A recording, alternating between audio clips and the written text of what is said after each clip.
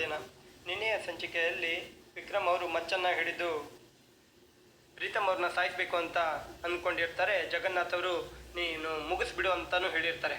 ಆದರೆ ಇಂದಿನ ಸಂಚಿಕೆಯಲ್ಲಿ ಜಗನ್ನಾಥ್ ಅವರು ಎದುರುಗಡೆ ಎಲ್ಲರೂ ಇರ್ತಾರೆ.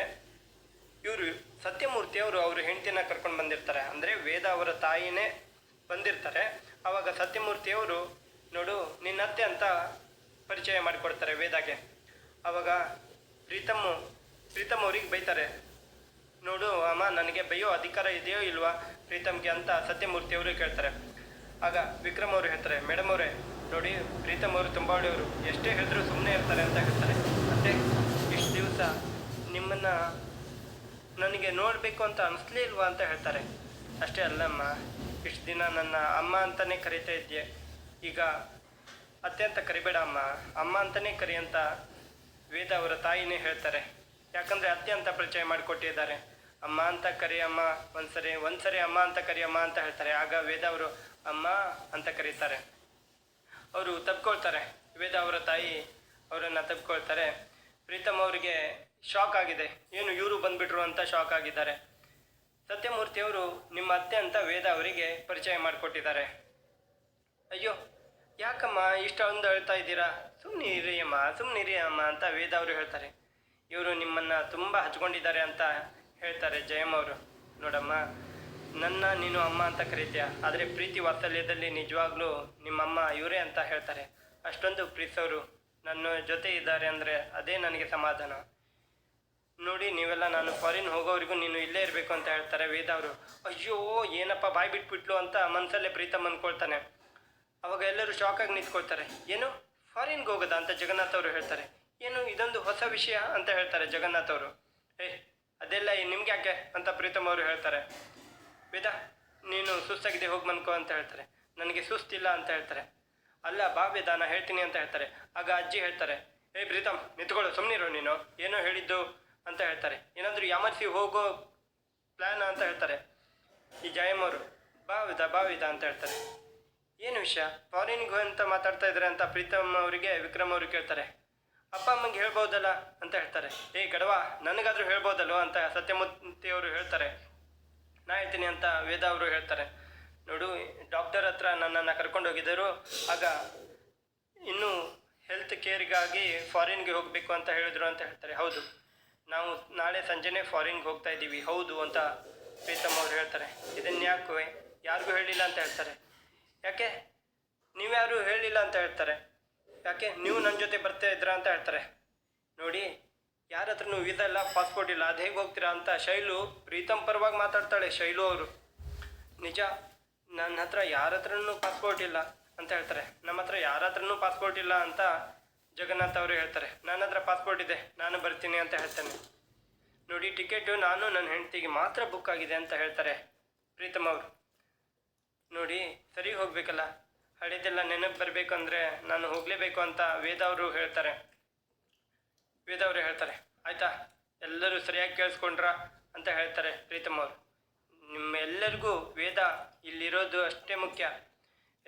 ನನಗೆ ವೇದ ಹುಷಾರಾಗೋದು ಮುಖ್ಯ ಅಂತ, ಅದು ಇಂಪಾರ್ಟೆಂಟ್ ಅಂತ ಹೇಳ್ತಾರೆ ಪ್ರೀತಮ್ ಅವರು. ಅದಕ್ಕೆ ನಾನು ಈ ನಿರ್ಧಾರ ಮಾಡಿರೋದು. ವೇದ, ನಾಳೆ ಬೇಕಾಗಿರೋದು ಎಲ್ಲ ಪ್ಯಾಕ್ ಮಾಡ್ಕೋ ವೇದ ಅಂತ ಹೇಳಿ ಪ್ರೀತಮ್ ಅವರು ಅಲ್ಲಿಂದ ಹೊರಟೋಗ್ತಾರೆ. ಮೇಲ್ಗಡೆ ಹೋಗ್ತಾರೆ. ಹಿಂದ್ಗಡೆಯಿಂದ ನೋಡ್ಕೊಳ್ತಾ ಹೋಗ್ತಾರೆ ಪ್ರೀತಮ್ ಅವರು. ಮೆಟ್ಲು ಹತ್ಕೊಂಡು ಹೋಗ್ತಾರೆ.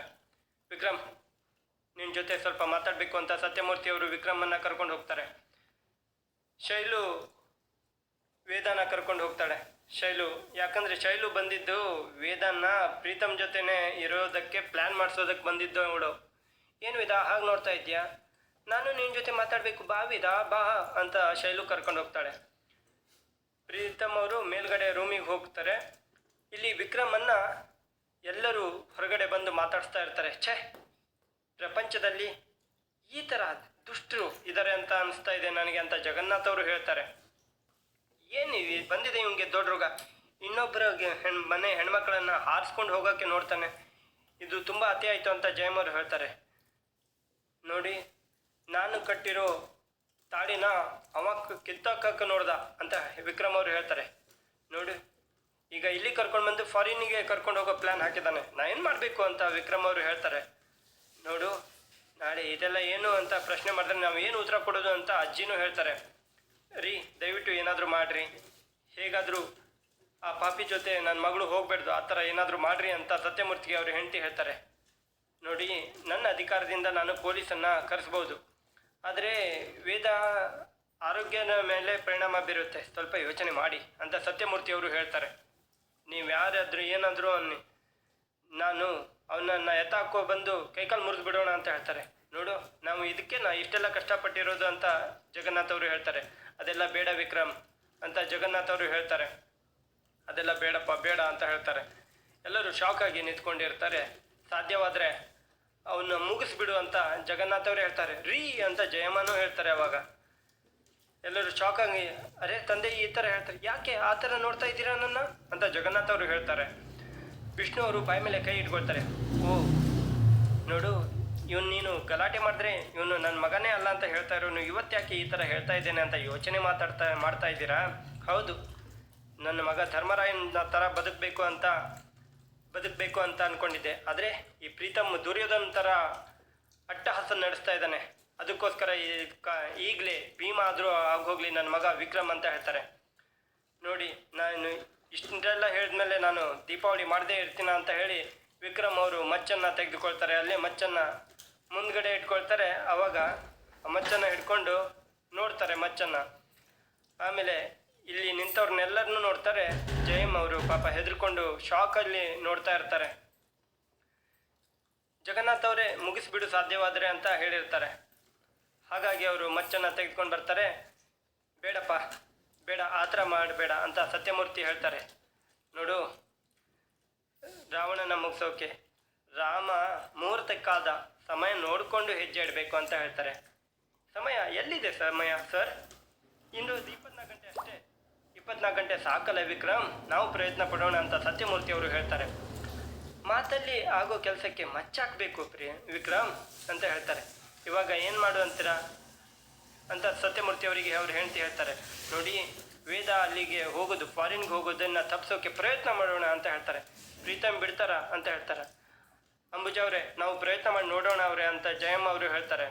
ನೋಡು, ನಾಳೆ ಹುಟ್ಟಾಕಬೇಕು ಹೊರತು ಸುಟ್ಟಾಕಬಾರ್ದು ಅಂತ ಸತ್ಯಮೂರ್ತಿ ಅವರು ಹೇಳ್ತಾರೆ. ನೀನು ಕಾನೂನು ಕೈಗೆ ತೆಗೆದುಕೊಳ್ಬಾರ್ದ, ಕಾನೂನು ಸಾಕ್ಷಿ ಕೇಳುತ್ತೆ, ನಿನಗೆ ಶಿಕ್ಷೆ ಆಗುತ್ತೆ. ಈಗ ವೇದ ಮೊದಲಿನ ಥರ ಆಗಬೇಕು ಅಂತ ಅಂದರೆ ನೀನು ಮೊದಲಿನ ಥರನೇ ಇರಬೇಕು, ಈ ಥರ ಮಚ್ಚೆಲ್ಲ ಹಿಡಿಬಾರ್ದು ಅಂತ ಸತ್ಯಮೂರ್ತಿಯವರು ಹೇಳ್ತಾರೆ. ಸರಿ ಆಗಿದ್ರೆ ಅಂತ ಜಗನ್ನಾಥ್ ಅವರು ಹೇಳ್ತಾರೆ.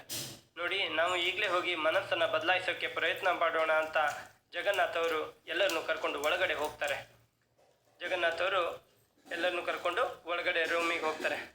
ವಿಕ್ರಮ್ ಅವರು ರಾತ್ರಿ ಹೊತ್ತಿಗೆ ಹೊರಗಡೆ ಕೂತ್ಕೊಂಡಿರ್ತಾರೆ.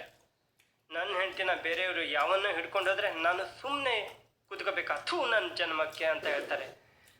ನೋಡು, ನನ್ನ ಹೆಂಡ್ತಿ ತಾವರೇ ಇದ್ದಂಗೆ ದೇಶ ಬಿಟ್ಟು ಹೋಗ್ತಾ ಇದ್ದಾಳೆ. ಆದರೆ ಮೇಷ್ಟ್ರು ಹೇಗೆ ಏನೋ ಹೇಳಿದರು. ಅಯ್ಯೋ, ಎಲ್ಲ ಇದ್ದರು, ನನ್ನಿಂದ ಏನು ಮಾಡೋಕ್ಕಾಗ್ತಾ ಇಲ್ಲ, ಯಾಕೆ ಅಂತ ಹೇಳ್ತಾರೆ. ಬೇತಾಳ ನನ್ನಿಂದ ದೂರ ಆಗಬಾರ್ದು, ಎಲ್ಲರೂ ನೆನಪು ವಾಪಸ್ ಬರಬೇಕು. ಬೇತಾಳ ಯಾರ ಮೇಲೂ ಕೈ ಮಾಡಿದ್ರೆ ನಿನಗೆ ನೋವಾಗುತ್ತೆ.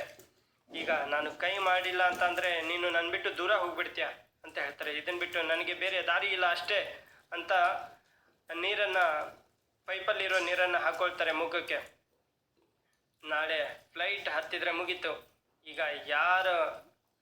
ಇವರು ಯಾರ ಸಮಸ್ಯೆನೂ ಇರಲ್ಲ ಅಂತ ಪ್ರೀತಮ್ ಅವರು ಮಾತಾಡ್ತಾ ಇರ್ತಾರೆ ಕೆಳಗಡೆ.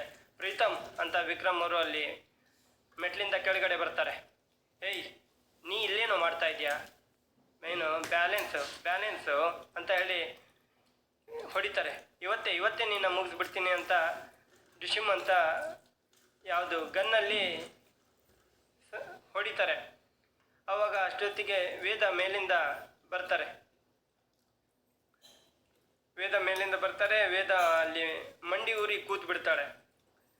ಅಲ್ಲೇ ಸತ್ಯಮೂರ್ತಿ, ಜಗನ್ನಾಥ್ ಅವರು, ವಿಷ್ಣು ಅವರು ಎಲ್ಲರೂ ಬರ್ತಾರೆ. ವೇದ ಮೂರ್ಛೆ ತಪ್ಪ ಹೋಗ್ತಾಳೆ. ಅಲ್ಲಿಗೆಲ್ಲರೂ ಅಂಬುಜಾ, ಜಯಮ್ಮ, ಶೈಲು ಎಲ್ಲರೂ ಬಂದು ಅಲ್ಲೇ ನಿಂತ್ಕೊಳ್ತಾರೆ. ಜಗನ್ನಾಥ್ ಅವರು ಬಾಯಿ ಮೇಲೆ ಕೈಯನ್ನು ಇಟ್ಕೊಳ್ತಾರೆ. ಏನು ಇದು ವಿಕ್ರಮ್ ಅಂತ ಜಯಮ್ಮ ಅವರು ಕೇಳ್ತಾರೆ. ಆಗ ಏನಾಯ್ತು ಅಂತ ಮೊದಲು ವೇದ ನೋಡು ಅಂತ ಹೇಳ್ತಾರೆ. ವೇದ ನಮ್ಮನ್ನು ಬಿಟ್ಟು ಹೊರಟೋದ್ಲು ಅಂತ ಹೇಳ್ತಾರೆ ಸತ್ಯಮೂರ್ತಿಯವರು. ಆದರೆ ಇದನ್ನೆಲ್ಲ ನೆನಪು ಮಾಡ್ಕೊಳ್ತಾ ಇರ್ತಾರೆ. ನೀರನ್ನು ಹಾಕಿ ಮುಖಕ್ಕೆ ಹಾಕ್ಕೊಂಡು ಪೈಪಲ್ಲಿ ನೆನಪು ಮಾಡ್ಕೊಳ್ತಾ ಇರ್ತಾರೆ. ಯಾರು? ವಿಕ್ರಮ್ ಅವರು. ಇಲ್ಲ ಇಲ್ಲ ಇಲ್ಲ, ನನ್ನ ವೇದಂಗೆ ಏನೂ ಆಗಬಾರ್ದು ನನ್ನ ವೇದಂಗೆ ಅಂತ ಧೈರ್ಯವಾಗಿ ಎಲ್ಲ ಸತ್ಯವನ್ನು ವೇದಾಗೆ ಹೇಳಿಬಿಡ್ತೀನಿ ಅಂತ ಹೇಳ್ತಾರೆ. ವೇದ ಬೆತಾಡ ಅಂತ. ಏನಪ್ಪ ನೀನು ಡ್ರೈವರ್ ಅಂತ ಸಲಿಗೆ ಕೊಟ್ಟರೆ ಒಳಗೇನೆ ಬಂದುಬಿಟ್ಟಿಯಲ್ಲ. ಡ್ರೈವರಲ್ಲ, ನಿನ್ನ ಗುಂಡ ನಾನೇ ಅಂತ ಹೇಳ್ತಾರೆ. ನಿನ್ನ ಪ್ರೀತಿಸಿರೋ ಗುಂಡ ಅಂತ ನಾನೇ ಅಂತ ಹೇಳ್ತಾರೆ. ಇಲ್ಲಿ ಪ್ರೀತಮ್ ಇದನ್ನಲ್ಲ, ನಿನ್ನ ಮದುವೆ ಆಗಬೇಕು ಅಂತ ಇಷ್ಟೊಂದು ಪ್ಲ್ಯಾನ್ ಮಾಡಿದ್ದಾನೆ. ಅದಕ್ಕೆ ಈಗ ನನ್ನಿಂದನೂ ದೂರ ಮಾಡ್ಕೊಳ್ಳೋಕ್ಕೆ ಫಾರಿನಿಗೆ ಕರ್ಕೊಂಡು ಹೋಗೋಕ್ಕೆ ಪ್ರಯತ್ನ ಮಾಡ್ತಾ ಇದ್ದಾನೆ ಅಂತ ಹೇಳ್ತಾರೆ. ಆದರೆ ನಾನು ಬೇತಾಳ, ನಿನ್ನ ಗಂಡ ಅಂತ ಹೇಳ್ತಾರೆ. ತಾಳಿ ಕಟ್ಟಿದ್ದು ನಾನೇ ಅಂತ ವಿಕ್ರಮ್ ಅವರು ಹೇಳ್ತಾರೆ ವೇದಾಗೆ. ನಾನೇ ನಿನಗೆ ತಾಳಿ ಕಟ್ಟಿರೋದು ಅಂತ ಹೇಳ್ತಾರೆ. ಅಷ್ಟೊತ್ತಿಗೆ ವೇದ ಅವರಿಗೆ ತಲೆ ನೋವು ಥರ ಆಗುತ್ತೆ. ಬೇತಾಳ ಏನಾಯ್ತು ಬೇತಾಳ ಅಂತ ಹೇಳ್ತಾರೆ.